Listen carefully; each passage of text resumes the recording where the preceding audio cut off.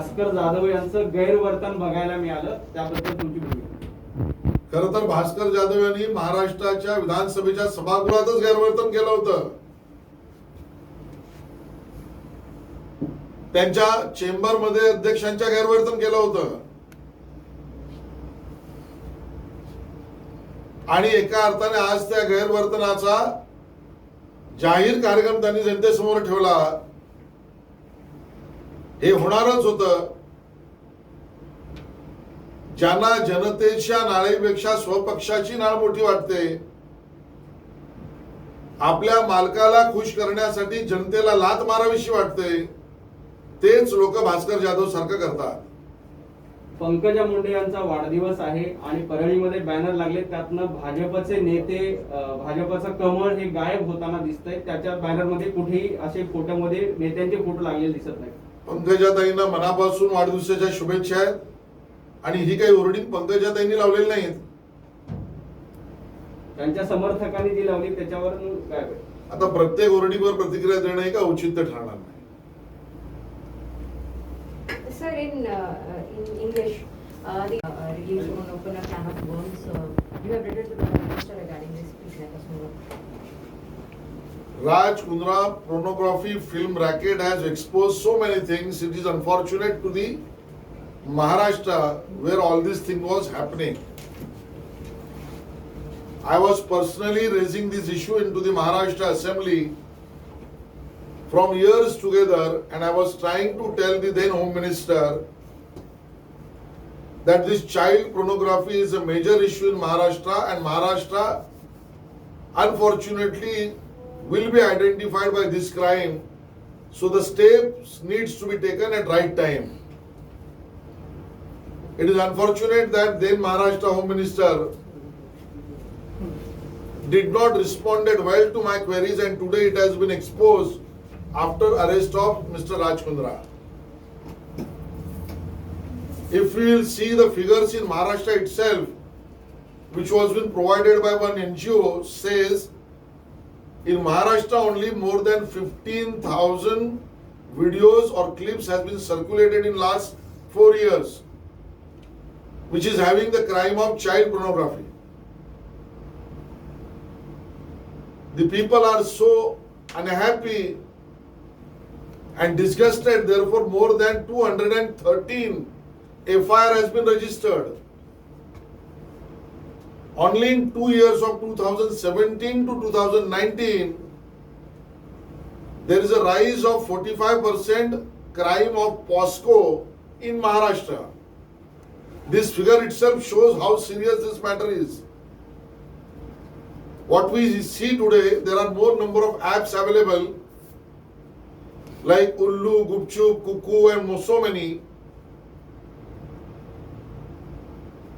And the circulation and subscription of these apps itself giving them the business of more than 100 crores. From where this money is coming and where this money is going? Which are the companies which has been formed here or abroad to run such kind of apps and activities? And therefore I have requested to the Honorable Home Minister Amit Shah ji that the time has come for us to formulate one multi-ministerial task force to expose and curb this crime. The IT department needs to verify the money is coming from where and where it is going. The Commerce Affairs Ministry needs to know and investigate which are the companies involved into this. IB Minister can be helpful to do the censorship of the same. CBI ED can investigate who are the people involved into it. For end use customer, there is no filtration from the age, and therefore multi-ministerial task force can expose this, and I am hopeful about the same. Sir, one more question.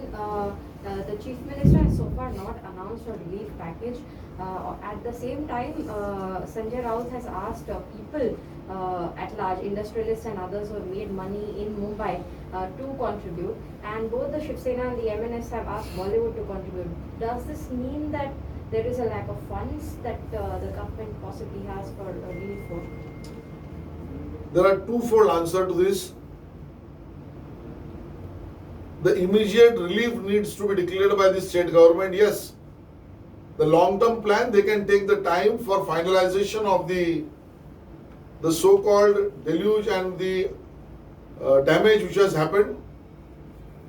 So there can be two ways by which the state government needs to react. One is immediate relief, and the second is long-term plan. So as far as taking time for the long-term plan, which should not be very long, we are with the government, but they have failed to give the immediate relief. That is a fact. And the demand that everybody should contribute, while there is so much of damage in Maharashtra, maybe Bollywood, Hollywood, anybody, I think that is a welcome demand and we support the same. आज 26 जुलै खऱ्या अर्थाने मुंबईकरांच्या दुर्दैवाने लक्षात राहणारा दिवस आहे. 26 जुलै 2005 ला मुंबईतली पूर परिस्थिती या देशाने, या शहराने, या राज्याने पाहिली. अतिशय भयानक चित्र. त्या घटनेला 16 वर्ष पूर्ण होत आहे. 16 वर्ष पूर्ण झाल्यानंतर सुद्धा या भयानक आठवणींवर अजून उतारा झालाय असं दिसत नाही. खऱ्या अर्थाने मुंबईकर त्रस्तच आहेत आणि मुंबईवर सत्ताधीश म्हणून बसणाऱ्या शिवसेनेच्या लोकांनी मुंबईशी गद्दारी केली आहे आणि मुंबईकरांशी फितुरी सुद्धा केली आहे. आणि त्यामुळे मुंबईशी गद्दारी आणि मुंबईकरांशी फितुरी यामुळे आजचं चित्र काय आहे तर दरवर्षी निसर्गावर खापर आणि काहींच्या घरावर सोन्याचं छप्पर, हे चित्र आज आहे. ज्या मरण यातना, मृत्यू, दुःख, मालमत्तेचं नुकसान हे 26 जुलै 2005 ला पाहिलं, त्यानंतर 16 वर्षाने त्यामध्ये अजून चित्रात काही बदल झालाय का अशी स्थिती दिसत नाहीये. आज कोकण आणि साताऱ्यातला आपण परिस्थिती पाहतो. चिखलाचा डोंगर, मृत्यूचं थैमान, या दुर्दैवी चित्रानंतर सुद्धा शिवसेनेला महानगरपालिकेमध्ये लोकांची मालमत्ता आणि जीव वाचवण्यासाठी काही करावं असं वाटतंय का, हाच मुळात प्रश्न आहे. आणि म्हणून केवळ 16 वर्षाचा हिशोब घेतला तर कधी 20,000 कोटीचं बजेट, कधी 35,000 कोटीपर्यंत, 33,000 कोटीपर्यंत गेलं. ऍव्हरेज 20,000 कोटी वर्षाला असा अर्थसंकल्प पकडला तरी केवळ 16 वर्षामध्ये, म्हणजे 26 जुलैच्या पुरापासून आजपर्यंत 16 वर्षात 3,20,000 कोटी,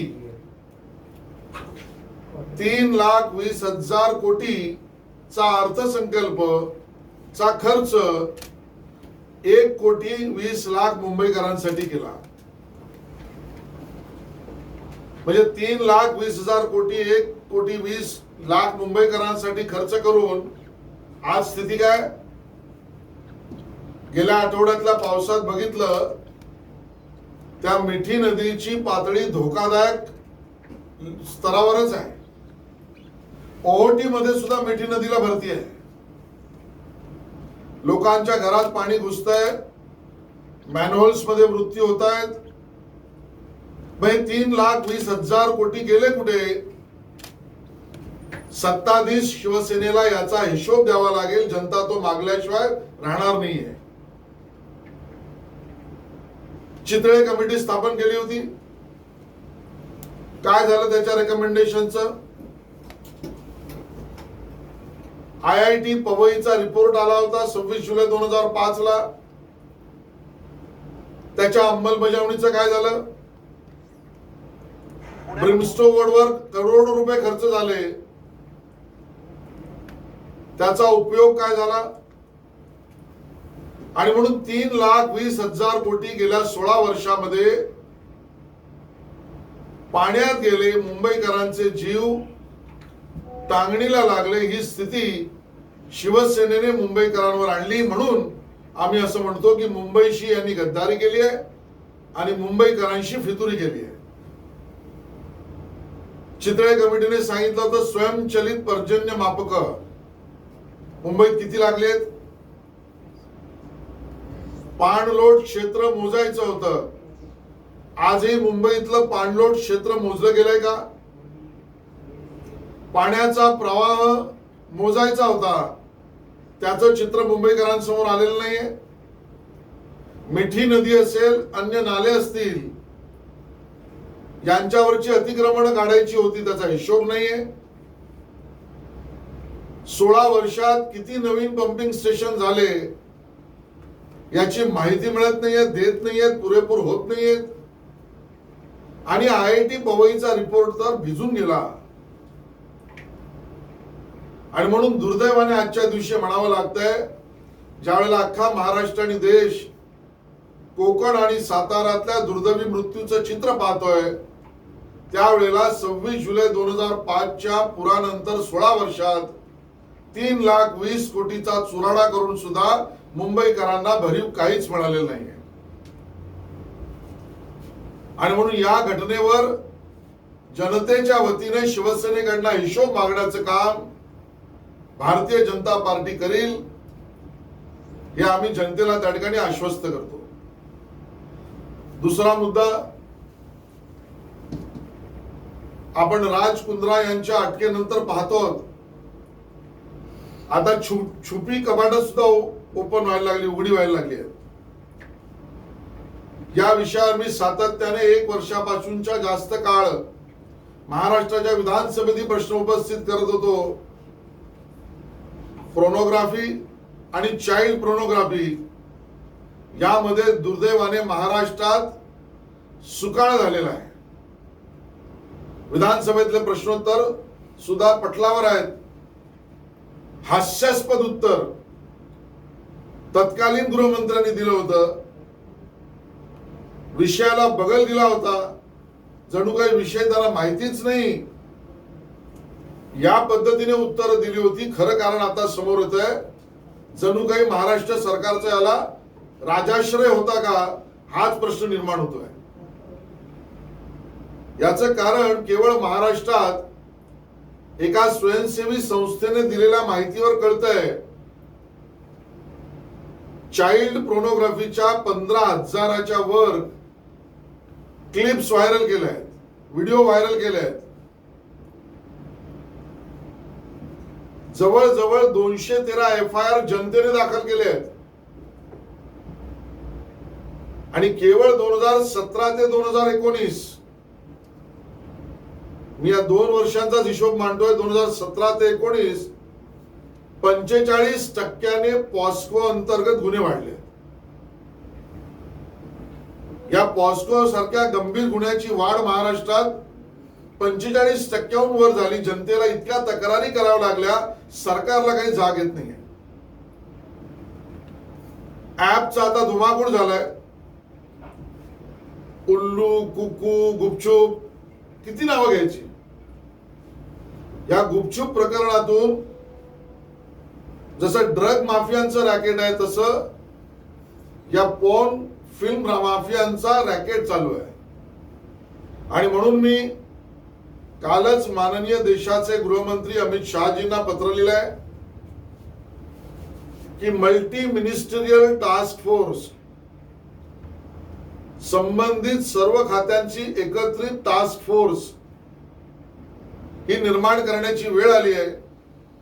कारण केवळ राज कुंद्रा यांच्या ऍपचा जर कलेक्शन किंवा फायदा पाहिला तर तो 20 कोटीच्या वर आहे. आणि असे ऍप्स खूप आहेत, मोठे मोठे लोक आहेत त्याच्यामध्ये, मोठे मोठे सापळे आहेत. आणि या सगळ्यांना आमचं CBI असेल, ED असेल, IT डिपार्टमेंट असेल, MCA कॉमर्स अफेअर्स असेल, I&B असेल, फायनान्स असेल, या सगळ्या खात्यांची मिळून एकत्रित चौकशी या प्रकरणाची करावी लागेल. यात पैसा येतोय कुठे आणि जातोय कुठे विदेशात, यामध्ये युवकांची पिळवणूक होते का, म्हणजे प्रत्यक्ष काम करणाऱ्या लहान मुलांची असो किंवा बघणाऱ्यांची असो, याच्यावरचे एपीपी ऍप जे आहेत त्या ऍप मध्ये एंड युजर जो बघणार आहे त्याच्यामध्ये फिल्टरेशन नाहीये, त्यामुळे सहजतेने कोणी केव्हाही कसे बघू शकतो. आणि महाराष्ट्रात त्याचा धुमाकूळ व्हायचं कारण काय, आणि म्हणून महाराष्ट्र सरकारला आमचा सवाल आहे, नाईट लाईफच्या पुरस्कर्त्यांनी आता पॉर्न फिल्म च्या रॅकेटला समर्थनाची भूमिका घेतली आहे का, या सगळ्याचा पर्दाफाश होणं आवश्यक आहे. धन्यवाद. म्हणजे की कोकणासाठी मदत मुंबईमधूनही व्हायला हवी, खास करून बॉलिवूड, आणि सर्वांनीच दिलदारी दाखवायला हवी असं. याचं 2 टप्प्यामध्ये उत्तर देता येईल. झालेली दुर्घटना, हानी, याच्यावर लॉंग टर्म आणि शॉर्ट टर्म इमिजिएट 2 पद्धतीने मदत अपेक्षित आहे. सरकारने तातडीने लगेचची मदत दिली पाहिजे, त्याच्यामध्ये कचुराई का करते हे आम्हाला अमान्य आहे. लॉंग टर्म पूर्ण गावं बसवणं, पूर्ण शहर बसवणं, यासाठी संपूर्ण माहितीच्या आधारावर आम्ही मदत करू, या म्हणण्यामध्ये चूक नाही. सरकारने जरूर लॉंग टर्मचा प्लॅन करावा, त्याला आमचं समर्थन राहील. पण म्हणून लॉंग टर्मच्या प्लॅनवर इमिजिएट तातडीच्या मदतीला बगल देऊ नये, ते पाप होईल. दिलदारी मुंबई, महाराष्ट्र देशानेही दाखवली पाहिजे, आणि बॉलिवूडने दाखवली तर त्याच्यात चूक आहे, दाखवलीच पाहिजे. या मागणीला आमचं समर्थन आहे.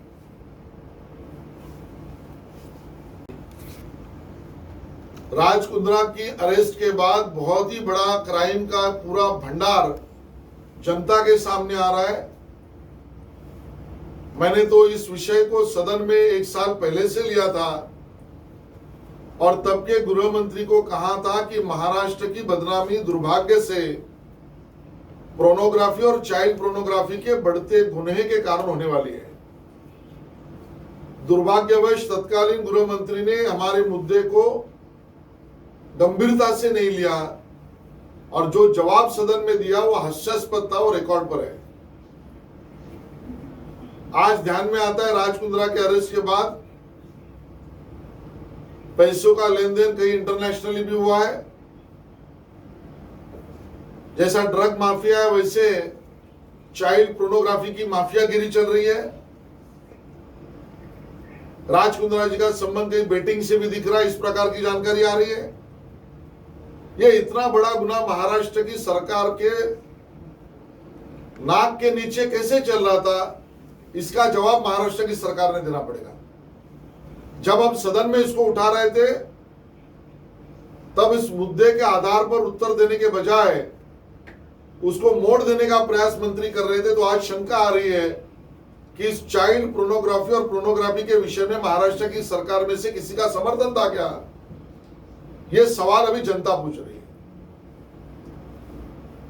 इस विषय का गांभीर्य इतना है कि एक स्वयंसेवी संस्था ने कहा सिर्फ महाराष्ट्र में ही 15,000 चाइल्ड पोर्नोग्राफी के वीडियो सर्कुलेट हो चुके हैं.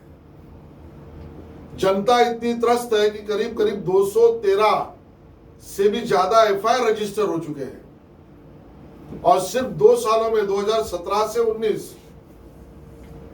इन 2 सालों में पॉस्को के गुनाहों की बढ़ोतरी 45% से ज्यादा हुई है.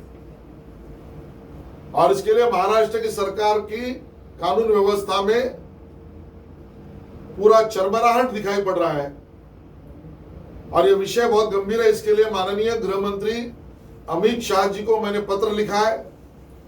शायद आवश्यकता आन पड़ी है कि मल्टी मिनिस्ट्रियल टास्क फोर्स निर्माण करके इसकी पूरी इंक्वायरी होनी चाहिए. आईटी डिपार्टमेंट हो, फाइनेंस डिपार्टमेंट हो, कॉमर्स अफेयर्स डिपार्टमेंट हो, I&B हो, सीबीआई हो, ईडी हो, ऐसे जो आवश्यक सभी डिपार्टमेंट्स का कोऑर्डिनेशन करके इस गुनाह का पर्दाफाश होने की आवश्यकता है. एप्स जिस प्रकार के दिख रहे हैं, उल्लू, कुकू, गुपचुप और बहुत सारे, ये एंड यूजर जो कंज्यूमर यूज करता है उसको फिल्ट्रेशन देता ही नहीं, उम्र के आधार पर उसको देखना कि नहीं देखना उसको बाधित ही नहीं कर रहा है। सेंसरशिप की आवश्यकता है। बहुत सारी कंपनियों ने यहां से वहां पैसे की अफरा तफर की है और इससे पोर्नोग्राफिक फिल्म का क्रिएशन किया है, और इसके लिए इन सब की inquiry multi ministerial task force के माध्यम से हो और महाराष्ट्र सरकार जवाब दे कि आज तक इतने बड़े गुने चाइल्ड पोर्नोग्राफी के होते हुए भी वो चुप क्यों बैठी। धन्यवाद। Thank you.